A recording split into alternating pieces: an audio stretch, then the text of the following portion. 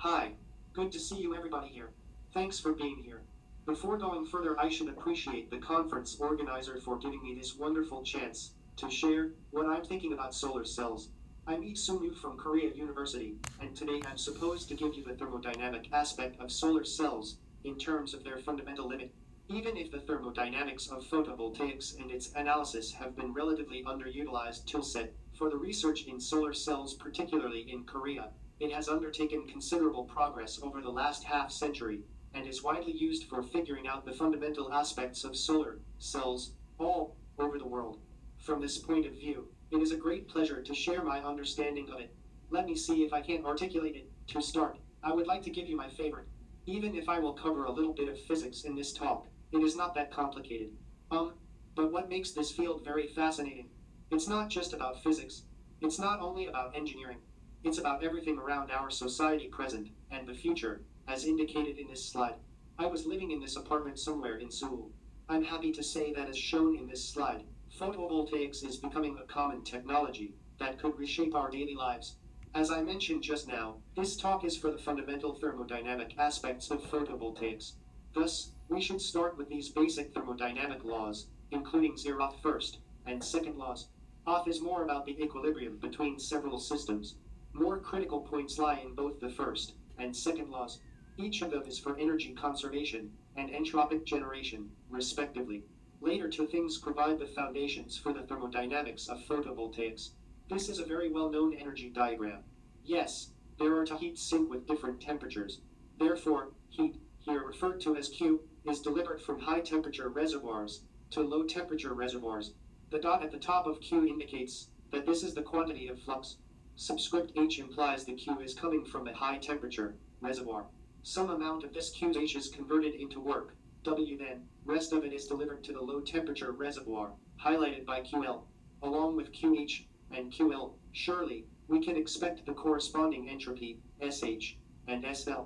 As Clausius indicated, entropy S is Q over temperature T. Then, it's time to quantify the thermal energy conversion efficiency, herein. This is how much work can be obtained from incoming QH, as indicated bottom of this slide. Conclusively, thermal efficiency becomes 1 minus QL over QH. As Clausius told us, each of Q can be directly converted into T overall. Thermal efficiency becomes 1 minus TL over TH. If it is a totally reversible system without any entropic generation, here in SG, we can reach the maximum conversion efficiency. That's Carnot's efficiency. Also, I should emphasize that if we could exclude QL, we can reach 100% conversion efficiency. However, it's nothing gonna happen, because entropy, here in QL, should always happen due to the second law. Thus, between the Sun with 6000 Kelvin and the Earth with 300 Kelvin, we can expect the Carnot's efficiency of 95%. However, unfortunately, it is unable to achieve, as we all know. The theoretical efficiency limit of photovoltaics is limited to early 30%. Why would that be? Unveiling the reason behind this is the goal of my talk. Let's get back to this energy diagram. From the previous one, we have to replace QL with PS. This is radiative power from the Sun. Yes, heat from a high-temperature reservoir, Sun, is delivered in the form of radiation. Herein, the heat engine is solar cells. Then, let's assume that the absorption of solar cells beyond band gap energy can be fully converted into work. H is the Planck's constant. Nu is the frequency of interest, while subscript G indicates the band gap frequency. Capital A indicates the area of solar cells.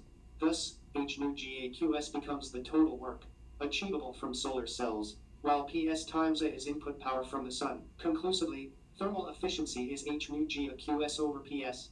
Because the relevant heat flux from the Sun is radiation, as we know. Before going further, we need to discuss Planck's law. By conceiving the Planck constant, a reddish letter herein, Max Planck successfully derived the equation for the radiative spectrum with respect to the temperature of a black body like the Sun, as presented in this slide. That was starting point of quantum mechanics. To fully derive, we need to start with these two giants' theorem, including light quantum theory from Einstein and matter wave theorem from de Broglie. What Einstein told us is that the photon is quantized. Its energy is equal to the h times nu. Then, de Broglie said all the moving matter results in a wave formation with wavelength lambda. Lambda is equal to the h over momentum mv. By combining these two theorems, we can have a relation between the momentum of light and the velocity of light. Then, it's time to recall Heisenberg's uncertainty principle. This says that both location and wavelength, or speed of light, cannot be simultaneously figured out. Thus, for one dimension, delta airs times delta momentum becomes equal, or larger, than Planck's constant. Then, we have to extend it to three-dimensional space, as shown in this slide. Given cavity volume V, we cannot dictate the photon's location and momentum simultaneously V. Now, we can move volume V to the right side of the equation. Then, this rectangular momentum space, delta px, py, pz, representing point-like space, to be accounted for a given spherical momentum space, for over 3 times pi times momentum p cubic. Conclusively, we can define the possible number of states of photons within this spherical momentum space by g times 4 over 3 times pi times momentum p cubic in the bracket over h cubic over volume. It is noteworthy that g implies degeneracy factor. It is 2 for photon. This is because all the polarization states, representing the quantum state of the photon, can be expressed by linearized polarizations as indicated herein. Furthermore, we need to consider the solid angle to derive the possible number of states of photons, capital N here, per solid angle. Here, the solid angle, omega, for the sphere, is 4 times pi steradians, while the angle, theta, for the circle, is 2 pi radians. Thus, n needs to be divided by 4 pi. Then, we can have n over v per solid angle equal to the 2 over 3 times nu cubic over the speed of light c cubic. This slide is for the final step in deriving Planck's law. The density of photons per given frequency ranging from nu to nu plus delta nu can be obtained by derivation of n over v per solid angle by frequency. It is 2 times nu square over c cubic. Finally, in order to have a power of radiance from a volumetric space, this density of photons per frequency capital D needs to be multiplied by a photon of energy h, nu, and Bose-Einstein relation indicating probability for a photon at a given temperature. Here, chemical potential nu can be excluded because we're dealing with photons. Eventually, we can reach the beautiful equation for Planck's law. What I'm frequently asked is like this: Professor, some textbook retains a slightly different form of Planck's equation. How did this happen? Yes, according to the conditional assumptions, Planck's equation could be differentiated, as summarized here. Thus far, we have seen how Planck's equation can be derived when a power of radiance per solid angle as a function of frequency and temperature. Multiplying it by 4 pi allows us to have a power of radiance per three-dimensional volume as a function of frequency and temperature. Furthermore, multiplying it by c over 4 pi can transform it into a radiative flux from the surface of the blackbody cavity, as indicated at the bottom of this slide. Also, we could face this situation. We are on the planet, highlighted by a blue circle, and the incoming sunlight, dented red arrows on the right side, is assumed to be projected. In this case, the possible number of photons needs to be taken into account for an angle, rather than a solid angle. The number of photons in a given angle becomes nu square over c square. After deriving the density of photons per frequency, as with the previous case, we can have the power of radiance per unit angle, as indicated in the right bottom of this slide, as this is more likely for photovoltaics on our planet. Here, PS, radiative power from the sun, becomes the integral form of the aforementioned, the power of radiance per unit angle over the frequency of interest, as shown in the left bottom of this slide. Once again, let me emphasize that this is the power of radiance per unit angle as a function of frequency and temperature. Thus, PS should be the power of radiance per unit angle multiplied by pi, as highlighted by a reddish letter. This is because the sun rises and falls along the half-circle path. Rest of the formulas in this slide, for the thermal efficiency of solar cells, still remain intact. Eventually, we are ready to calculate the fundamental conversion efficiency limit of solar cells. This was first done by these two genius guys, William Shockley and Hans Chrysler, as indicated in this historic paper. After then, the thermodynamic limit of solar cells has been referred to as the Shockley Chrysler limit. Toward this end, they assumed 5 things as mentioned in this abstract. First, the incoming light is assumed to be one sun without a concentrator. Second, both solar cells and the sun are blackbody. Third, the absorption of solar cells can be perfect beyond band gap, much like a step function behavior. The first two can well reflect the realistic situation, but the third is contradictory to the realistic case. As will be detailed later, The sunlight with wavelength smaller than band gap should lose its energy via thermalization. This is a critical factor compromising the efficiency of solar cells. Anyhow, let me keep going. Fourth, infinite carrier mobility was assumed here. But, in real situations, movements of electrons and holes undergo a frictional loss, resulting in a thermalization. This is another detrimental factor reducing the thermal efficiency of solar cells. Lastly, they assumed that all the excited electrons from the valence band to the conduction band could get back to the original valence band. With respect to the energy conservation law, getting back to the valence band has to be done along with radiation. This is radiative recombination. The absorptive energy used for the excitation of electrons should be emitted in the form of radiation. What I would like to emphasize is that this is not a loss. If the excited electrons or remaining holes become trapped in an impurity state, the energy used for the excitation is irreversibly lost. This is absolutely lost. Anyhow, this radiative photons resulting from reversible recombination is key to boosting photon recycling, which has been considered as the critical ingredient for augmenting the open circuit voltage in solar cells. Given these assumptions, Shockley Chrysler figured out what's the upper limit of achievable thermal efficiency once the cell cooled to near 0 Kelvin. This means that they wanted to totally exclude the entropic generation, SG, in the previous energy diagram. In more detail, in this paper, Shockley and Chrysler set out an additional parameter, XG. This is band gap energy EG over Boltzmann constant and sun's temperature 6000 Kelvin. PS is exactly the same as what we discussed just now. Integration of the radiative energy over the whole frequency range. In contrast, QS should be integrated from the band gap frequency to infinite, because the absorption of solar cells assumed to a unity beyond the band gap frequency, or wavelength, as we discussed in the previous slide, after a simple linear algebra according to the first law energy conservation. As with the bottom of here this slide, we can abstract out the possible upper limit of solar cell efficiency as a function of Xg, here, band gap, energy of solar cell. In particular, for 0 Kelvin of cell, we can reach 44% when the band gap of solar cells is about 1.08 electron volt. This is the very well-known SQ limit. Of course, this exclusion of the entropic generation cannot happen in a realistic situation. Thus, we have to account for non-zero Kelvin solar cell. So as a result, additional entropic generation and loss from the solar cells, highlighted by here in yellow arrows, should compromise the thermal efficiency. More specifically, the balance equation for second law needs to be accordingly corrected. That's the key to account for this entropic loss. At this moment, I would like to mention that Shockley's genius shines through in this part. He intuitively explained, using the Boltzmann factor, how the population of the excited electrons in the conduction band decreases as the temperature of solar cells deviates from 0 Kelvin, and how this can influence especially voltages. Particularly, thermodynamics is more about voltage rather than current, as the theoretical explanation for this will be elaborated on in the following pages. Toward this, we need to cover the fundamentals of solar cells. What is a solar cell? As we all know, solar cells are basically semiconductors, representing this band structure, and its intrinsic band gap determines the possible voltage in solar cell. So incoming sunlight produces electron and holes, and what it does is simply try to contain the electrons and holes at the open circuit state, and to build up a very high density of electrons and holes. And now you want to prevent them from recombining, so you can coat the surface of the container. This is actually solar cell.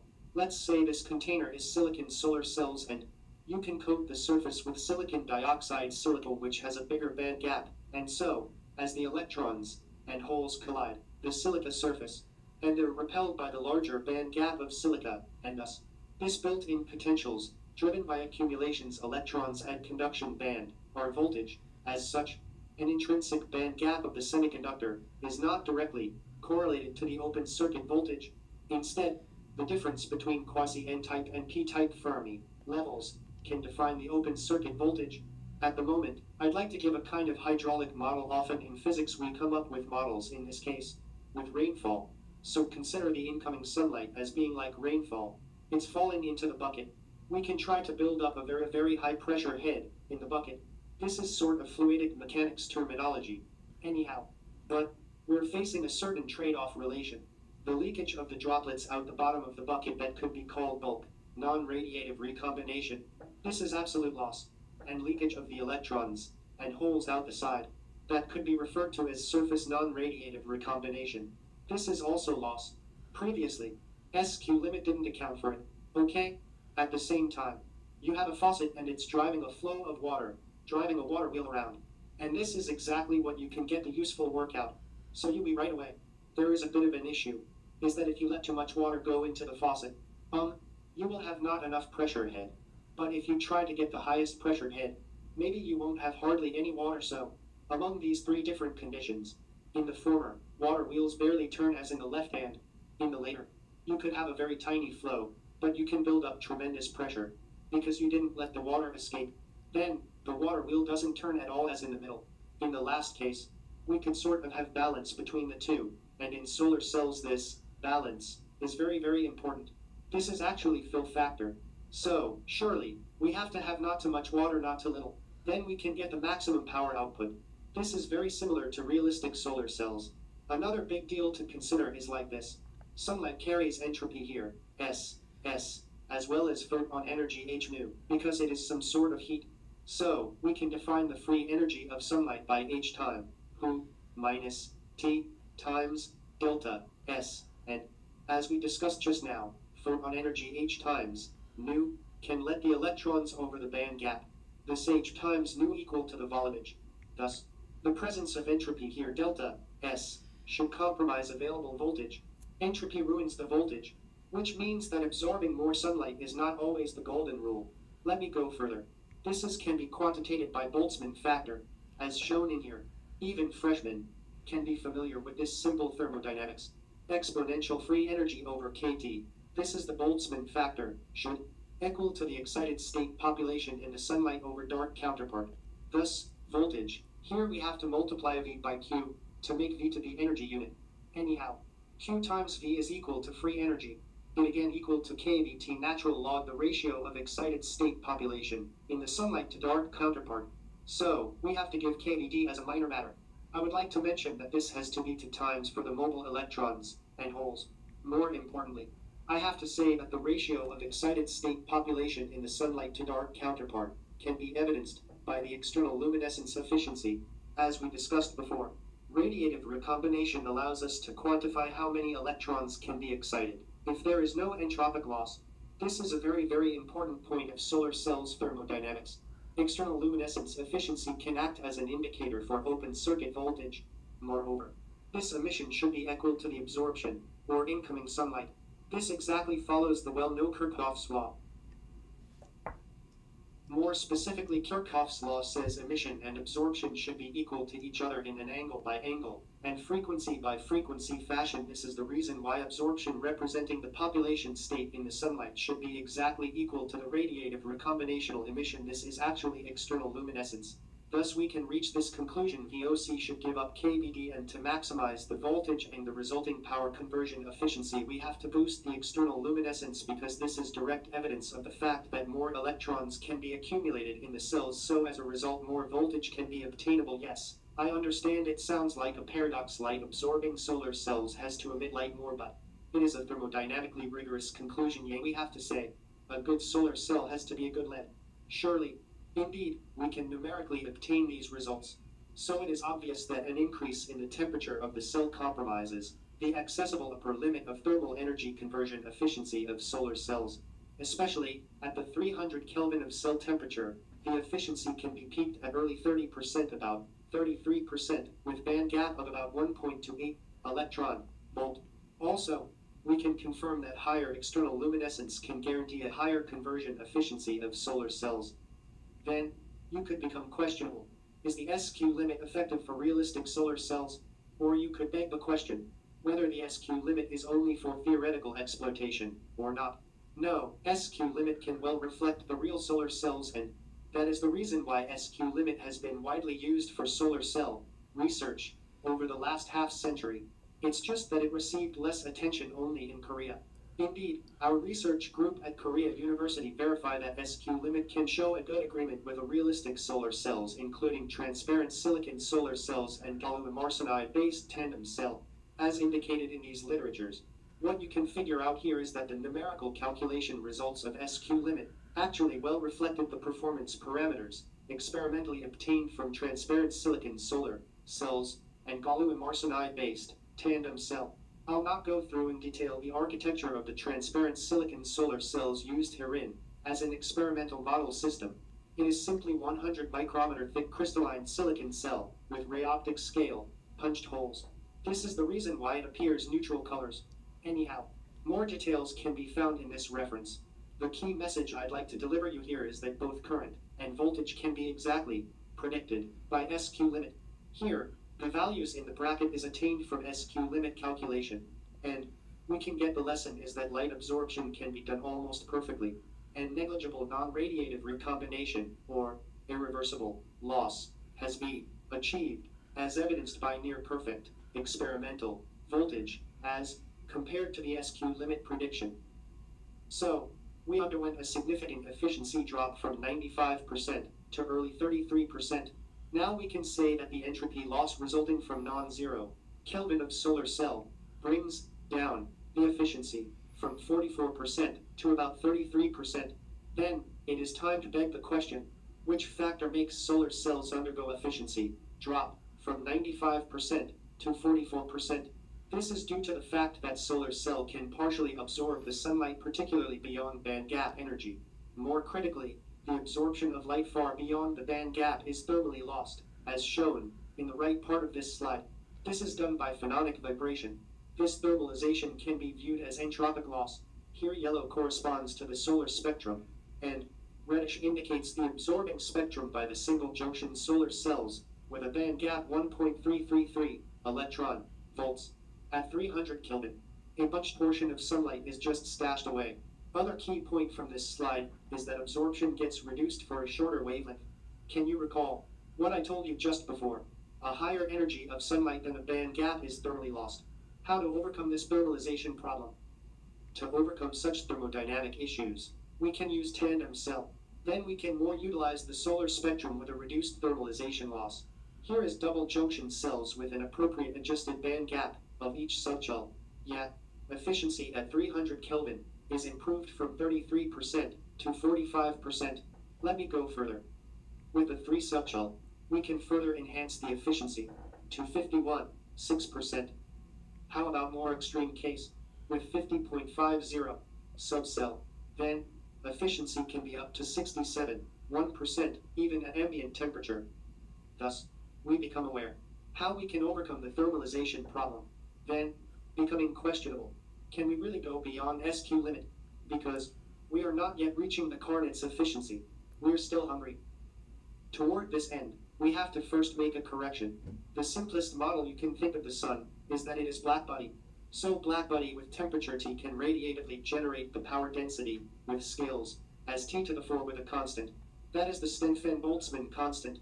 Then, in order to figure out energy conversion efficiency from this, you would need to talk about the entropy in this blackbody radiation. And this is not as familiar, but it is a well-established result, as it turned out that the entropy in the blackbody has the simple formula of for over 3 times energy flow divided by the temperature of the blackbody, due to the relation summarized in the bottom left. This formula can be derived in a number of ways, but here is simple check. Entropy flow divided by the energy flow in equilibrium has to be equal to the inverse temperature. Then, that is one of the basic thermodynamic results. It is noteworthy that the energy flow has the T to the 4 dependency, and the entropy flow, you can put this entropy flow into the formula in the bottom left to convince yourself that it actually satisfies the entropy and temperature relation conclusively. It is important to note that here the 4/3 factor in the reddish big equation comes from the fact that energy flow for radiation has 80 to the 4 dependence. This implies that entropy of radiation is larger than entropy of conduction. It is quite intuitive, because conduction is more directive than radiation. From a simple algebra, we can reach a quite important conclusion. Next, we confirm that yes, irreversible entropy should be generated, as highlighted by a purple letter. This is due to the discrepancy of entropy between radiation and conduction, as will be discussed soon. Then second law should be reformulated as indicated at the bottom. Entropy generation and radiative entropic features have been newly updated. Then, it's time to see how can the discrepancy of entropy between radiation and conduction result in the entropy generation. First, we will what happens during the emission in terms of entropy generation. In particular, during the emission process, entropic flow-in can be done through the conduction. For example, thermalization loss can generate irreversible heat, resulting in a heat flow by conduction within the cells. In this case, we don't need to include a factor of firm over 3, as highlighted by red box in the bottom of slide. This is conductive entropy loss, and thus, we have to put the minus sign at the front of this term. Also, we need to account for gaining entropy through radiation. In this case, we have to put a factor of 4 over 3, as highlighted by the yellow box. As such, due to such non-equilibrium process during emission, excess generation of entropy can happen by 1 over 3 times Q, C, over Tc. Vice versa, absorption process also needs to be accounted. In this case, the system should lose entropy in the form of radiation by factor of 4 over 3, and the system can get the entropy without a factor of 4 over 3 through the conductive process. Overall, once again, the non-equilibrium process caused by the discrepancy between radiation and conduction results in an entropy generation. Also, during the absorption process, conclusively, the total entropy generation can be summarized as like at the bottom of slide. Let's have fun with math. Simple algebra. To reorganize the second law of thermodynamics. Now you can stop the movie and go through them in more detail by yourself. Eventually, we reformulate thermal efficiency as shown here. The critical part is that the term QL over QH needs to be replaced by the outcome from rearranging second law. If you look the equation of thermal efficiency in detail, the term QC over QH can be directly replaced by TC over TS in bracket to the 4, due to the Stefan-Boltzmann law. This is because both QC and QH originate from radiation. This is fully equilibrium state, but QL over QH cannot, because both terms have a non-equilibrium relation. Thus, this should be replaced by the outcome from rearranging the second law of thermodynamics, as highlighted by the right top of this slide. Thus, equation for thermal efficiency can be rearranged as shown in the bottom of this slide. It is called blackbody limit. Let's go in more detail. Later part in the left exactly matches with Carnot engine's efficiency, and we might recognize that the former part in the left of equation comes from the radiation from something of emitters, or absorbers. These two terms are coupled. What that means is that blackbody limit can be founded based on the system, like the bottom energy diagram. To complete this system, we have to newly insert the thermal emitter with temperature T, C, once T, S, and T are fixed respectively to 6000 Kelvin and 300 Kelvin. Available thermal efficiency is up to Tc of the newly added thermal emitter. Then, from this simple algebra, we become aware that thermal efficiency can be maximized to 85.4% when Tc is 2544 K. This is the rationale why thermophotovoltaics is needed. Then, we can obtain the possible limit of work under the blackbody limit by multiplying thermal efficiency by sigma times T s to the 4, as shown here. As with tandem cells under the SQ limit, we can reformulate the possible obtainable efficiency of the tandem cell under the blackbody limit. The critical point in here is that the temperature of each newly added thermal emitter needs to be optimized per each frequency of interest. This can be achieved through algorithmic calculation. The results are indicated in the right side of this slide. Finally, we can integrate the work over whole frequency of interest, as shown in the bottom. Then, I would like to mention that the right side of the work equation should be directly correlated with Planck's law. And finally, we can reach the possible upper limit of thermal efficiency 86.8%. This is called multipolar limit. The question is how we can achieve it. This is still in the theoretical regime, and maybe the spectral splitter shown in the top of this slide could make it come to the fore, but it's yet to be experimentally validated. As a final part of this talk, it is time to see how much efficiency improvement can be done if irreversible entropy generation could be totally excluded. Once again, the second law needs to be reformulated, similar to what we already did in the part of derivation of blackbody limit, accepting the SG term, and then thermal efficiency can be up to 93.3% for 6000 Kelvin of Sun and 300 K of Earth, far beyond SQ limit, blackbody limit, and multipolar limit. This is generally called Landsberg limit suggested by Landsberg in this historical paper.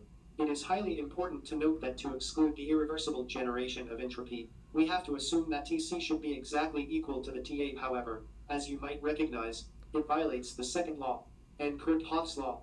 The question emerged: can we really realize this unnaturally occurring situation? Yes, about 40 years ago, the people conceived the idea toward this end. There is a very important paper written by Ries. This paper provides the first device configuration that shows that we can reach the Landsberg limit. I think it's also implying that this treatment of exergy is actually correct despite my uneasiness about the entropy, particularly at non-equilibrium state. Especially, this Landsberg system can take a bunch of heat circulators, and also a bunch of Carnot's engine, and then sunlight can come in, and this sunlight can be completely absorbed by the first absorber, highlighted by black rectangles, and we can use a little of the heat of the absorbed sunlight heat to drive Carnot engine operating between the absorbers and ambient to get work. But, more importantly, most of the heat radiates back out to a heat circulator. Here heat circulator is non-reciprocal device. Here non-reciprocal device means that the time or parity is broken. So, the radiation cannot go back to the sun, but instead go to the second absorber. Then we can repeat the process along the device configuration. In slide, I summarize how we can derive the Landsberg limit, which exactly follows what we did during the derivation of the black-body limit. You can freeze the movie and see more details. Overall, by repetition of such non-reciprocal heat circulation, we can maximize the available thermal efficiency, up to 93.3%. But, it is also yet to be materialized, mainly because naturally occurring materials are unable to exhibit this non-reciprocal heat flow. Before 2020s, this was sort of pipe dream. However, by benefiting from a recent advance in thermal metamaterial, this non-reciprocal thermal circulator could be realizable. If I could get another chance to talk about it, it will be more detailed soon. So far, we have discussed how we can quantitate the thermodynamic limit of solar cells, represented by SQ limit, and also how we can outperform SQ limit by deriving black-body limit, multicolor limit, and Landsberg limit.